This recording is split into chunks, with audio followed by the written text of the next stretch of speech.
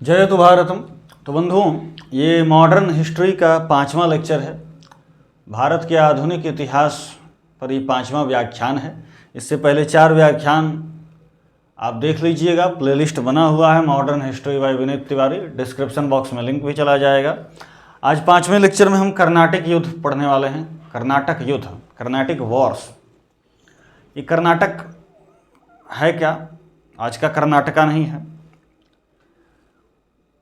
जो आप पढ़ते होंगे जब ईस्टर्न घाट्स और वेस्टर्न घाट्स, पश्चिमी घाट पूर्वी घाट, भूगोल में पढ़ा होगा कभी आपने, तो उसमें पूर्वी घाट में आप देखते हैं नीचे, दक्षिण में एकदम नीचे पूरब में, पूर्वी घाट में दक्षिणी वाला हिस्सा एकदम नीचे वाला कोरोमंडल तट। कोरोमंडल तट को ही अंग्रेजों ने, उसके आसपास के क्षेत्रों को अंग्रेजों ने कर्नाटिक बोला। कर्नाटिक ऐसे लिखा जाता है, कर्नाटिक।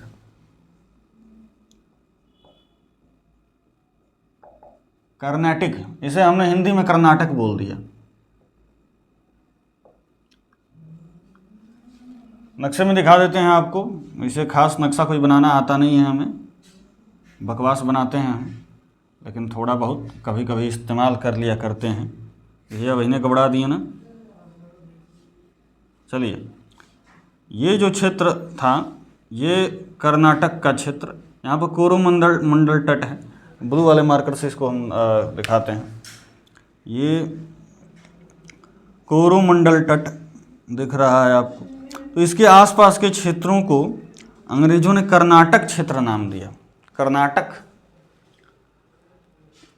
इस कर्नाटक पर प्रभाव जो था वो हैदराबाद का बहुत अधिक था। हैदराबाद के ही अंतर्गत ये भी आता था, बाद में स्वतंत्र हो गया। हैदराबाद पहले मुगलों के अधीन था, बाद में वो भी स्वतंत्र हुआ। कैसे? कल की क्लास में हमने सब बताया था कहानी। मोहम्मद शाह रंगीला जो 1719 से 1748 तक शासक था, उसी के समय में नादिर शाह का आक्रमण सब बताए थे हम। तो मोहम्मद शाह ने 1721 में क्या किया, एक है निजाम उल मुल्क नाम, निजाम उल मुल्क, शर्मा जी, निजाम उल मुल्क नाम सुने हैं कभी? निजाम सुने। निजाम तो भैया उपाधि हैदराबाद के निजाम हो गए हैं। खैर, निजाम उल मुल्क जो है, चीन किलिच खां जिसको कहा जाता है, चीन किलिच खां।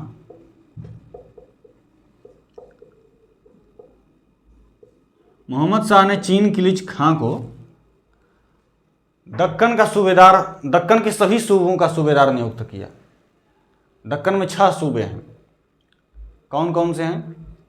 खानदेश, बीजापुर, बरार, बीदर, औरंगाबाद और हैदराबाद। देखिएगा, लिख देते हैं। खानदेश, बीजापुर, बरार,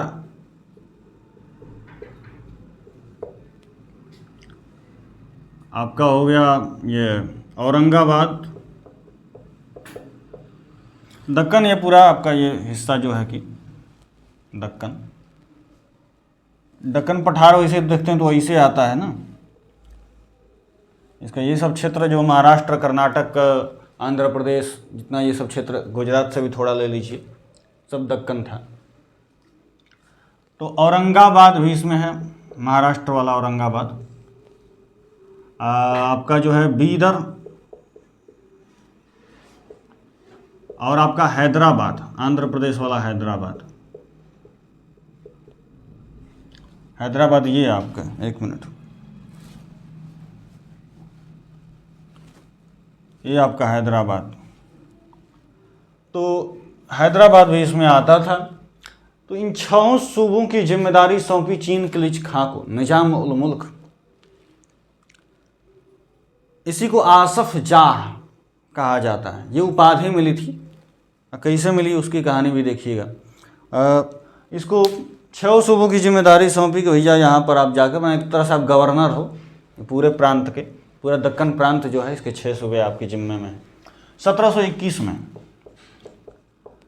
1723 में वापस इसे हटा दिया चिनकिलिच खां को। क्यों हटाया? पहले मुगल दरबार में ये वजीर था चिनकिलिच खां, गया जब दक्कन में तो अपने वजीराई दिमाग का प्रयोग किया, नीतियाँ बनाने लगा और कई सारी चीज़ें पूछता नहीं था बादशाह से, खुद ही नीतियों को बनाता था, इम्पोज करता था, उसको चलाता था।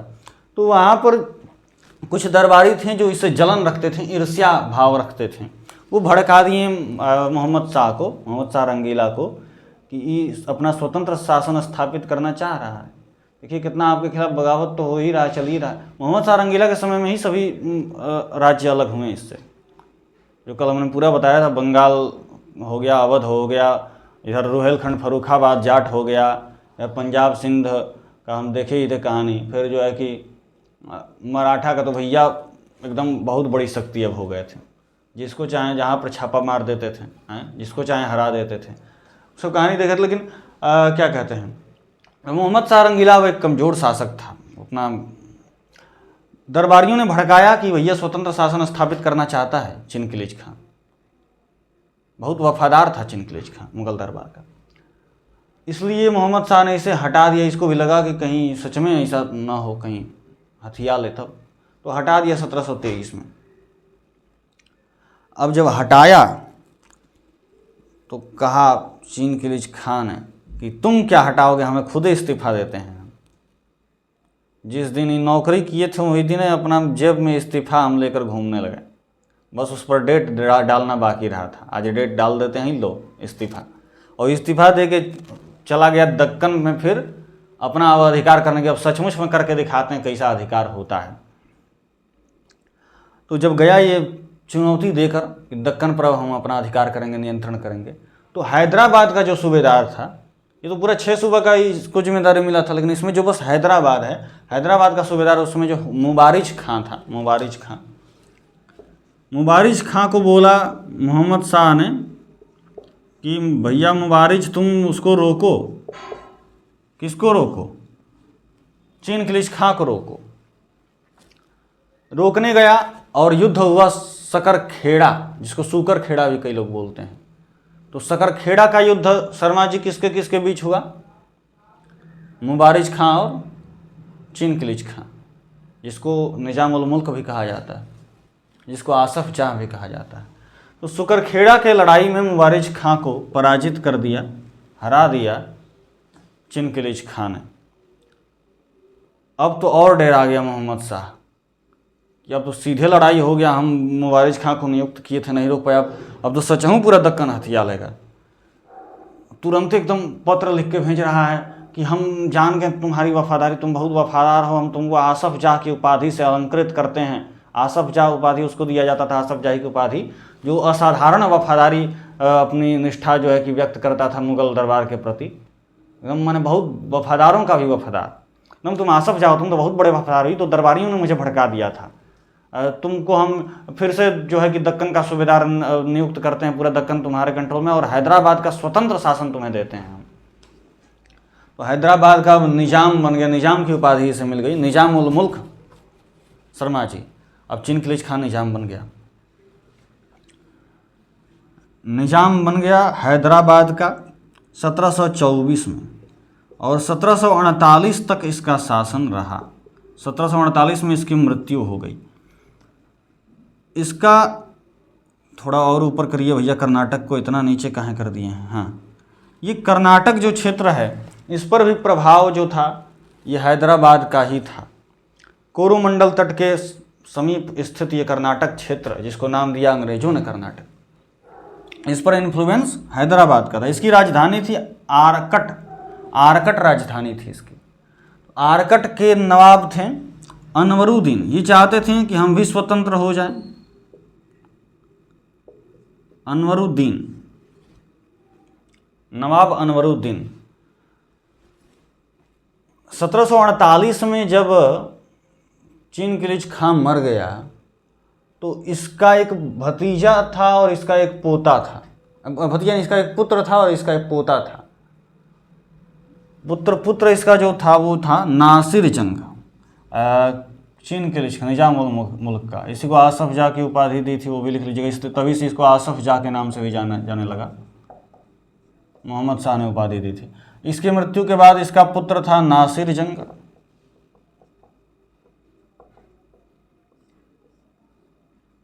और इसके दूसरे पुत्र का एक पुत्र था, मैंने इसका पोता था मुजफ्फर जंग, यानी नासिर जंग का भतीजा मुजफ्फर जंग।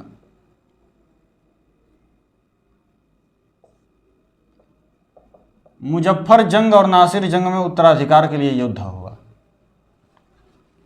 नासिर जंग और मुजफ्फर जंग में उत्तराधिकार के लिए युद्ध हुआ। इस युद्ध पर हम बाद में आएंगे। उससे पहले कर्नाटक युद्ध जो अंग्रेजों और फ्रांसीसियों में हुआ, उसका पहला युद्ध, तीन युद्ध हुए कर्नाटक में, कर्नाटक क्षेत्र में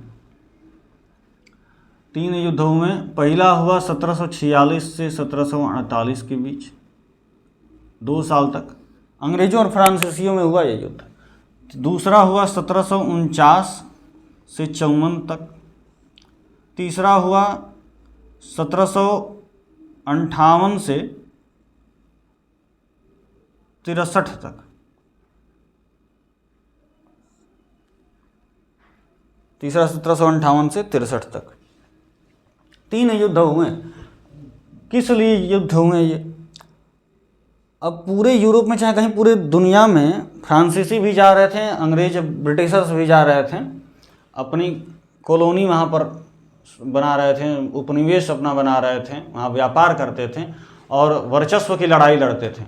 फ्रांसीसी चाहते थे कि हम ऊपर आएँ, अंग्रेज चाहते थे कि हम ऊपर आएँ, तो हर जगह लड़ाई। 1700 और एकदम जानी दुश्मन, जौना काम में ये हाँ कह दे अंग्रेज, वो काम में फ्रांसीसी ना कहेगा, जौना काम में फ्रांसीसी हाँ कहेगा वो में अंग्रेज ना कहेगा। तो उस समय क्या हुआ, ऑस्ट्रिया जो यूरोप का एक देश है, ऑस्ट्रिया में क्या हुआ कि ऑस्ट्रिया के राजा की मृत्यु हो गई 1746 में, और इनका कोई पुत्र नहीं था। ऑस्ट्रिया के राजा का कोई पुत्र नहीं था, एक पुत्री थी। पुत्री का नाम था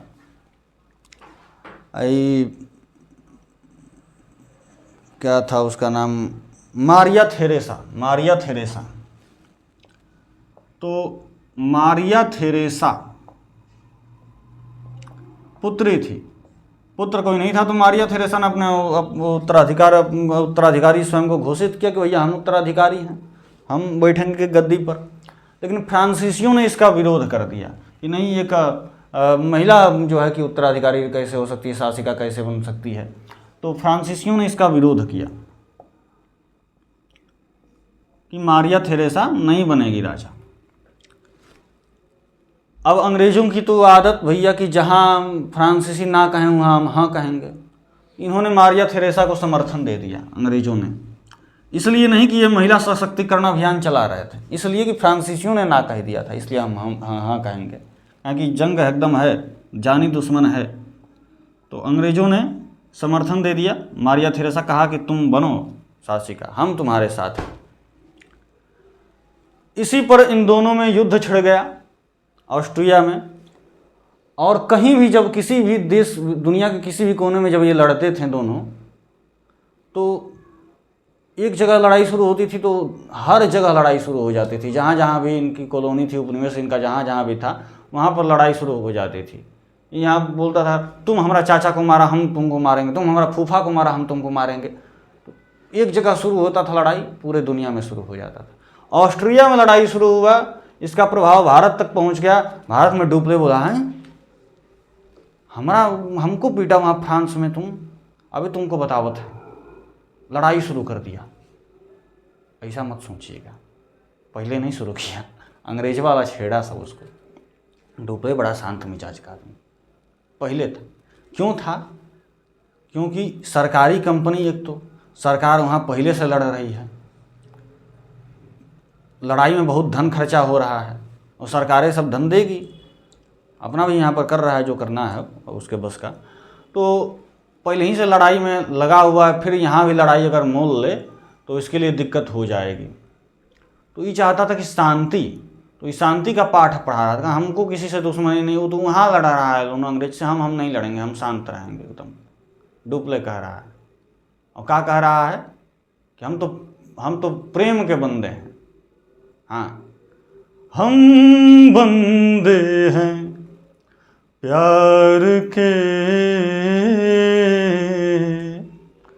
मांगे सबकी खैर, हो अपनी सबसे दोस्ती है, नहीं किसी से बैर। किसी से बैर नहीं भैया, लेकिन अंग्रेजवा सब बोलता है तुमको बैर ना हो, हमको तो है। तुम यहाँ जो है कि महिला को शासिका नहीं बनने दे रहा, महिला विरोधी है तुम, हम तुमको नहीं छोड़ेंगे। जो है कि हम महिला सशक्तिकरण अभियान चला रहे हैं, तुम हमको जो है कि नीचा दिखा रहा है। अभी तुमको बतावत हैं, जो पांडुचेरी मद्रास के पास, जो यहाँ पर जो है कि पांडुचेरी मद्रास चेन्नई, जो है कि यहाँ पर जो इनके जहाज थे, क्योंकि दक्षिण भारत में जितने भी व्यापारिक केंद्र फ्रांसीसियों के थे, उसका मुख्य कार्यालय जो था वो पांडुचेरी था, पांडुचेरी। और अंग्रेजों के जितने उपनिवेश थे, जितने व्यापारिक केंद्र थे दक्षिण भारत में, उसका कार्यालय, मुख्य कार्यालय मद्रास था, चेन्नई। तो इसके आसपास जितने भी जहाज जो दिखे फ्रांसीसियों के, उस पर अंग्रेजों ने कब्जा कर लिया। छेड़ने के लिए कब्जा करेंगे, फिर वो जो है कि बौखलाएगा और आक्रमण करेगा, उसका धन खर्चा होगा। तो अब डुप्ले कैसे सहन करे, ललकार का प्रतिकार करेगा। तो प्रतिकार कैसे किया, अपना जहाज तो सब छुड़ा ही लिया और कहा तुम हमारा जहाज कब्जाया, हम तुम्हारा सब व्यापारिक केंद्र कब्जा लेंगे, तुम बस जहाज कब्जाया, हम तुम्हारा सब व्यापारिक केंद्र, जितना व्यापारिक केंद्र था मद्रास और पांडुचेरी के आसपास, सब पर अधिकार कर लिया डुप्ले ने। गवर्नर था उस समय डुप्ले, फ्रांसीसी गवर्नर था डुप्ले, बहुत दिमागी आदमी था डुप्ले। तो डुप्ले ने सारे व्यापारिक केंद्रों पर कब्जा कर लिया जो इसके आसपास थे। अब ये जो अंग्रेज थे गए अनवरुद्दीन के पास। अनवरुद्दीन जो कर्नाटक का उस समय सूबेदार, अपने आप को स्वतंत्र शासक समझता था, निजाम समझता था कर्नाटक, नवाब समझता था कर्नाटक का, निजाम तो हैदराबाद के भैया। तो आरकट में राज करता था, आरकट राजधानी थी, यहीं पर गद्दी पर बैठता था। आरकट चले गए अंग्रेज, अनवरुद्दीन से मिले और कहा कि ये क्या हो रहा है, कोरोमंडल क्षेत्र आपका है, आपके क्षेत्र पर फ्रांसीसियों ने अधिकार किया है, ये नहीं बता रहा कि हम क्या कुराफात किए और हमारे व्यापारिक केंद्रों पर अधिकार किया ना, कोरोमंडल आपका क्षेत्र है, आपके क्षेत्र पर, आपके संप्रभु क्षेत्र पर अधिकार किया, आप उन्हें दंड नहीं देंगे।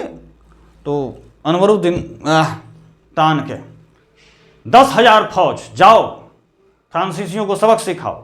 10,000 फौज भेज दिया, 10,000 फौज भेज दिया। इन 10,000 के फौज को फ्रांसीसियों ने पराजित कर दिया और फ्रांसीसियों की सेना बस 950 की थी, 930।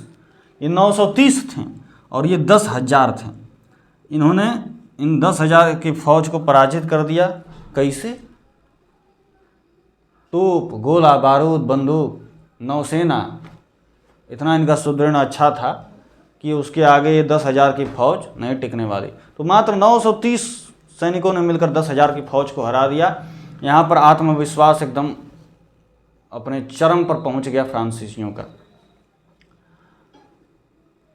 तो ये तो भैया पराजित हो गए।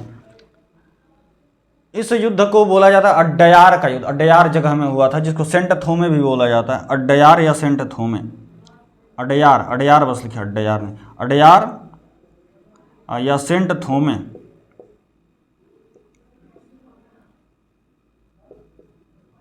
अड्डयार या सेंट थोमे का युद्ध। अनवरुद्दीन कर्नाटक के नवाब के 10,000 की फौज को 930 सिपाहियों ने पराजित कर दिया, फ्रांसीसियों ने, और इनका आत्मविश्वास चरम पर पहुंच गया। अंग्रेजों को मुंह की खानी पड़ी। लेकिन बाबू बोशाई ऐसा हुआ कि 1748 में हो गई एक संधि, एक्सला-शापेल की संधि। यूरोप में उधर ही है जिधर युद्ध शुरू हुआ था, वहीं पर। तो एक्सला-शापेल की संधि हुई और ये युद्ध विराम हुआ। एक्सला-शापेल की संधि से जब यूरोप में युद्ध विराम हो गया तो यहाँ भी हो गया, वहाँ शुरू हुआ तो यहाँ शुरू हुआ, वहाँ विराम हो गया तो यहाँ भी विराम हो गया। इसमें भारी, तो प्रथम युद्ध में भारी कौन पड़ा? फ्रांसीसी पड़े भारी, भले सरकारी कंपनी लेकिन भारी पड़े। डुप्ले भैया दिमागी आदमी बहुत था। तो एक्सला-शापेल की संधि के बाद युद्ध विराम हो गया, प्रथम कर्नाटिक युद्ध। अब द्वितीय कर्नाटिक युद्ध पर आएंगे, जिसके लिए हमने ये भूमिका बनाई थी चिनकिलीज खां वाली। तो प्रथम तो हो गया। द्वितीय युद्ध जो था वो 1749 से 1754 तक चला। 1749 से 1754 तक सारे युद्ध ये कोरोमंडल तट के पास ही हुए, जिसको कर्नाटिक वो बोलते थे, इसलिए इसको कर्नाटिक वर्ष हम भी बोलते हैं। तो 1749 से 1754 तक युद्ध जो हुआ, द्वितीय कर्नाटिक युद्ध, ये किस लिए हुआ? तो इसका कारण जो है कि यूरोप में शुरू हुआ युद्ध नहीं था, इसका कारण जो है कि भारत में था भैया। हमने बताया था आसफ जाह के यानी निजाम उल मुल्क के यानी चिनकिलीज खां के मरने के बाद उसका पुत्र और उसका पोता, उसका बेटा और उसका पोता नासिर जंग और मुजफ्फर जंग, जो चाचा भतीजा थे, ये आपस में लड़ने लगे गद्दी के लिए। और इन्होंने ताकत देखी थी फ्रांसीसियों की कि भैया 930 सैनिक मिलकर 10,000 की फौज को हरा दी, बड़े ताकतवर हैं। सीधे भागा मुजफ्फर जंग डुप्ले के पास कि आप हमारी सहायता कीजिए, आप अपनी सेना दे दीजिए, बहुत मजबूत सेना है, 930 10,000 को हरा दिया, आप अपनी सेना दे दीजिए हमें, हमारी सहायता करिए नासिर जंग को हराने में, और बाद में हम आपको बहुत सारा उपहार देंगे, कुछ आपको क्षेत्र भी दे देंगे। और डुप्ले चाहता था कि कुछ क्षेत्र, क्योंकि अब इसका आत्मविश्वास बढ़ गया था, देख रहा कि भैया 930 से 10,000 को हरा दिए तो हम शासन भी कर सकते हैं, हम क्षेत्रों पर अधिकार भी कर सकते हैं। जब क्षेत्रों पर अधिकार कर लेंगे भैया, उस क्षेत्र में हमको कोई टैक्स तो नहीं देना पड़ेगा, हमारा संप्रभु क्षेत्र होगा, उस पर हम प्रोडक्शन भी करेंगे, उसमें व्यापार भी करेंगे, कोई दिक्कत नहीं, हमसे लोग माल भी खरीदेंगे, हम दूसरे जो व्यापार करने आएंगे उन पर भी टैक्स लगाएंगे, इससे हमारा जो है कि मुनाफा बहुत होगा, हमारी आय बहुत बढ़ेगी, और उस आय का प्रयोग फिर हम करेंगे, अपना गोला बारूद हथियार खरीदेंगे, फिर और जगहों पर इन लोग को रोकेंगे और व्यापार भी अपना बढ़ाएंगे आगे। तो डुप्ले भी खुश हुआ कि भैया हमको ऐसे बिना अधिकार किए ऐसे ही न्योता आ रहा है, मुजफ्फर जंग दे रहा है कि हम कुछ क्षेत्र आपको दे देंगे, इतना उपहार देंगे। तो मुजफ्फर जंग को जो है कि इस प्रस्ताव को डुप्ले ने स्वीकार किया। तो डुप्ले ने ही ये पृष्ठभूमि तैयार की थी सहायक संधि की, जो आगे लॉर्ड वेलेस्ली के समय में आता है। तो वो तो यहीं से शुरू हुआ था। भैया एक राजा को मदद करते थे उसको गद्दी पर बिठाने के लिए दूसरे राजा के विरुद्ध, और उसके बदले वो राजा कुछ क्षेत्र देता था। और भी आगे चल के इसमें विस्तार होगा कुछ नीतियों में, और आगे देखेंगे हम। तो डुप्ले मान गया, मुजफ्फर जंग को सपोर्ट किया। अंग्रेजवा सब दुश्मन, हम मुजफ्फर जंग को सपोर्ट करता है, हम नासिर जंग को करेंगे। तो अंग्रेज सब नासिर जंग को सपोर्ट करने लगा। अब जैसे ही मराठों ने ये देखा, उस समय मराठा शासक कौन थे, आपको हम पढ़ाए थे कल, मराठा इतिहास आपको पढ़ाए थे। 1720 तक तो बालाजी विश्वनाथ का, उसके बाद बाजीराव प्रथम का 1720 से 1740, 1740 से 1761 बाजीराव। तो उसमें बालाजी बाजीराव का शासन था, जिनके समय में एकदम अपने चरमोत्कर्ष पे पहुंचा मराठा एम्पायर। तो भैया मराठाओं ने कैद कर लिया था चांदा शाह है, क्या नाम है उसका, चांदा शाह ही है ना, एक मिनट थोड़ा रुक जाइए हम देख लें। ये चांदा शाह नाम था, क्या था नाम भैया, चांदा शाह नहीं, चांदा साहेब नाम था। तो चांदा साहेब को कैद किया था, कर्नाटक का ही वो नवाब था चांदा साहेब, उसको कैद किया था बालाजी बाजीराव ने। और जैसे देखा कि हैदराबाद में अंतर युद्ध शुरू हो गया है, तो सोचा कि हैदराबाद का इन्फ्लुएंस कर्नाटका में है, अगर हम चांदा साहेब को छोड़ दें तो ये अनवरुद्दीन के विरुद्ध खड़ा होगा, ये अपना गद्दी पर अधिकार घोषित करेगा। तो ये कर्नाटक में भी लड़ेंगे, हैदराबाद में भी लड़ेंगे, दोनों जगह लड़ेंगे और इसका फ़ायदा हम उठा लेंगे। तो जो है कि, और उस समय साहू जो छत्रपति थे वो साहू ही थे, 1749 तक बताए थे। तो साहू के आदेश पर बालाजी बाजीराव जो पेशवा बालाजी बाजीराव, ने चांदा साहब को आज़ाद कर दिया। और चांदा साहब आज़ाद हुए तो वो अपना अधिकार घोषित करने लगे, कर्नाटका की गद्दी पर, आरकट की गद्दी पर हम बैठेंगे, कर्नाटक पर हम बैठेंगे। तो फ्रांसीसी के पास चांदा साहब भी भाग गए, देखा कि मुजफ्फर जंग भागा फ्रांसीसियों के पास, हम भी जाएंगे। तो चांदा साहब भी पहुंच गए, लिखे नहीं चांदा साहब, लिख देते हैं। तो चांदा साहब भी पहुंच गया डुप्ले के पास। डुप्ले साहब हमारी भी मदद कीजिए, हम भी आपको उपहार देंगे।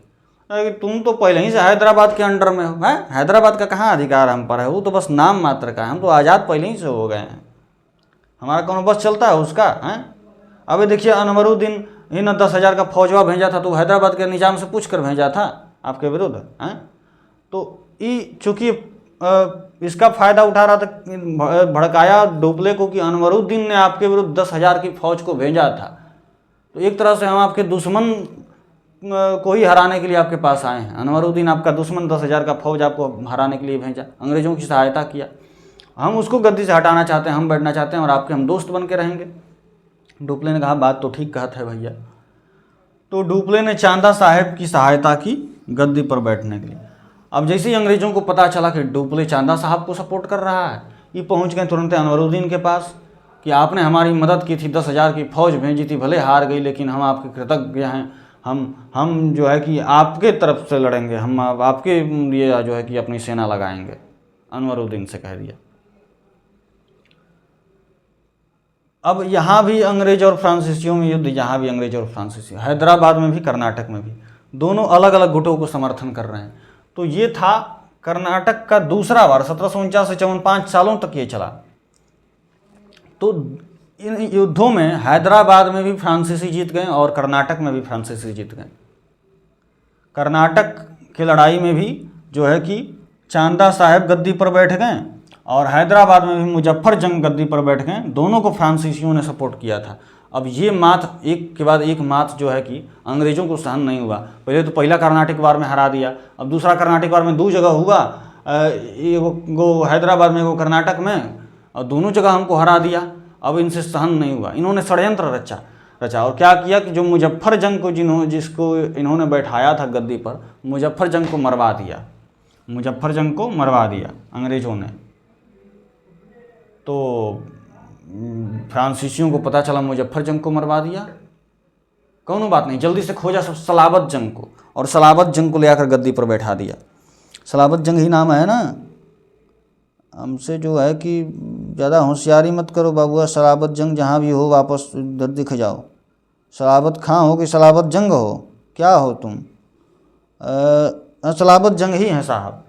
तो सलाबत जंग को गद्दी पर बिठा दिया मुजफ्फर जंग के मरने के बाद फ्रांसीसियों ने। सलाबत जंग अब जो है कि अंग्रेज़ों को और एक झटका लगा कि मुजफ्फर जंग को मरवाइए कि क्या कर दिए, अब भी तो फ्रांसीसियों का ही इनडायरेक्ट रोल है, उन्हीं का आदमी बैठा है गद्दी पर। अब इन्होंने चांदा साहब को भी मरवा दिया।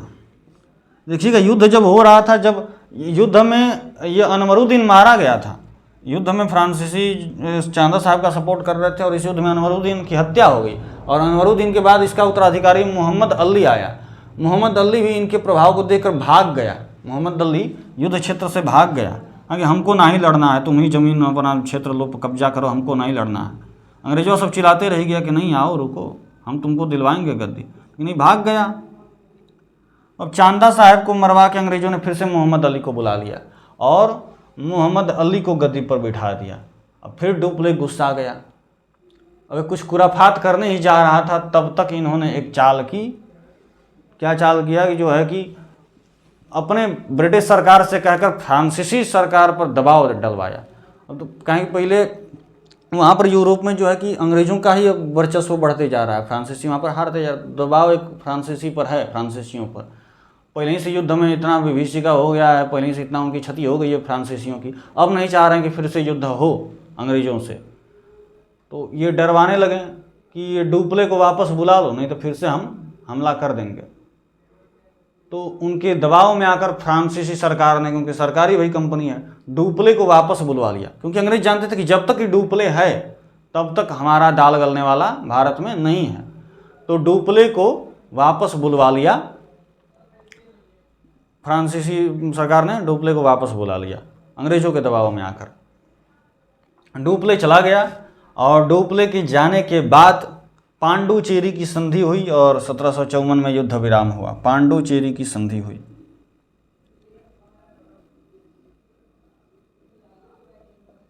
पांडुचेरी की संधि हुई।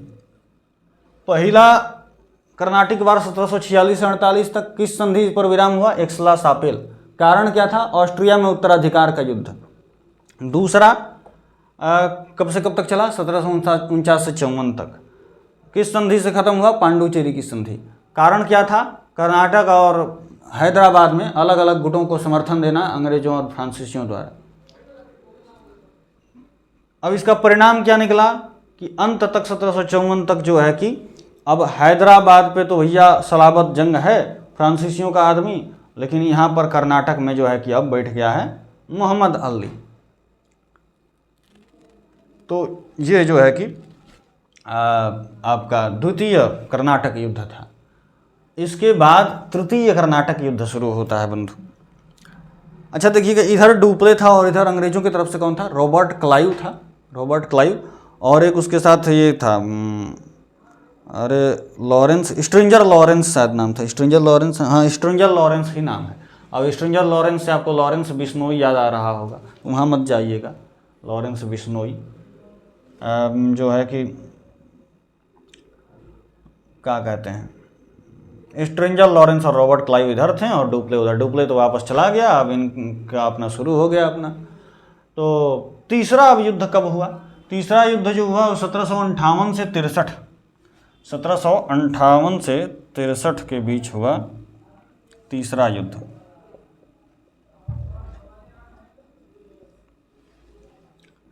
तीसरा युद्ध किस कारण हुआ? तो ये भी यूरोप के ही युद्ध के, यूरोप में सप्तवर्षीय युद्ध हुआ। इसमें ओटोमन साम्राज्य को छोड़कर सभी यूरोपीय देशों ने भाग लिया था और फ्रांसीसियों और अंग्रेजों के बीच तो एकदम ताबड़तोड़ युद्ध हुआ। उत्तरी अमेरिका और जो है कि भारत में कर्नाटक मुख्य केंद्र था, प्रमुख केंद्र था इनके युद्धों का। अब 7 वर्षों तक ये युद्ध चला 1756 से 63 यूरोप में। 1756 से 63, 1756 से 1763 तक 7 वर्षों, सप्तवर्षीय युद्ध के नाम से इसे जाना जाता है। तो ये सप्तवर्षीय युद्ध कारण था, भारत में भी इसी कारण से युद्ध हुआ अंग्रेजों और फ्रांसीसियों के बीच और ये निर्णायक युद्ध था। 58 से 63 भारत में हुआ, 56 से 63 यूरोप में, सप्तवर्षीय 7 वर्ष। 5 वर्ष भारत में हुआ इसके चलते। तो इसी बीच 1760 में जब युद्ध हो रहा था तो 1760 में वांडीवास की लड़ाई हुई और उसमें फ्रांसीसियों की पराजय हुई। कैप्टन लाली था फ्रांसीसियों की तरफ से और कैप्टन आयरकुट अंग्रेजों के तरफ से। तो लाली का मुंह लाल हो गया, हार गया और वांडीवास के युद्ध में फ्रांसीसी पराजित हो गए। अब 1760 में फ्रांसीसी पराजित, 1763 फिर छोटे मोटे युद्ध थोड़े बहुत चले और 1763 में संधि हुई, पेरिस की संधि, जिससे सप्तवर्षीय युद्ध विराम हुआ और भारत में भी इस युद्ध को विराम दिया गया। तो पेरिस की संधि हुई। पेरिस की संधि में शर्तें क्या थीं?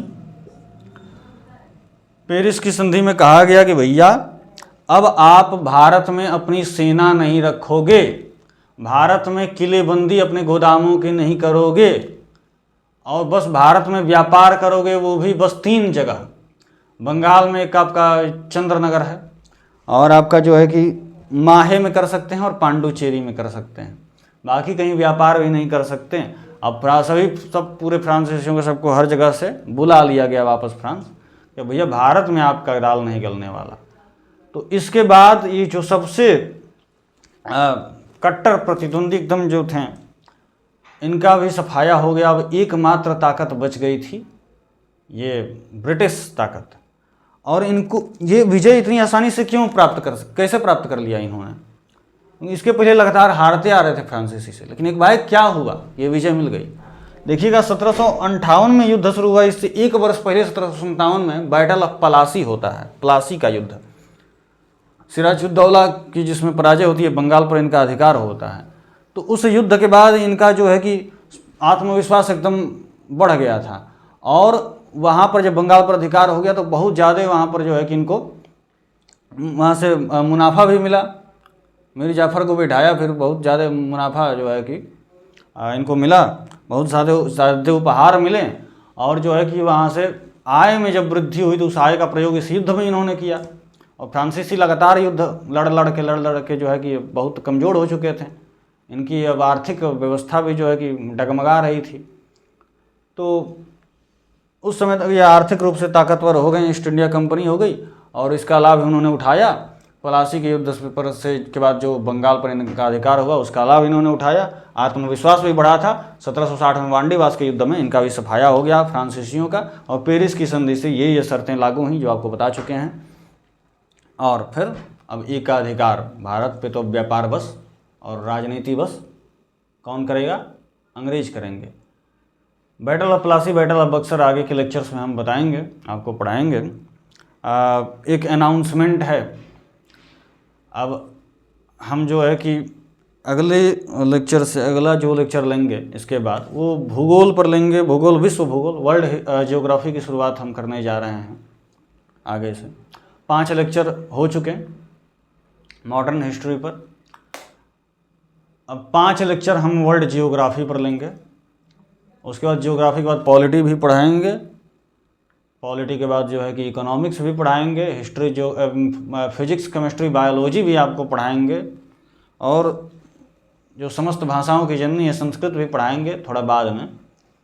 अभी फ़िलहाल जो है कि 5-5 लेक्चर अभी सब पर चलेगा कंटिन्यूअस, और फिर वापस जो है कि हम मॉडर्न हिस्ट्री पर आ जाएंगे। और हो सकेगा तो मॉडर्न हिस्ट्री को बीच में हम कंटिन्यू भी कर देंगे, 1-2 लेक्चर बीच में लेते रहेंगे। लेकिन फ़िलहाल वर्ल्ड जियोग्राफी की क्लासेस आपको मिलने वाली हैं। तो तब तक के लिए जयतु भारतम, जयतु भारतस्य संस्कृते, जय श्री राम।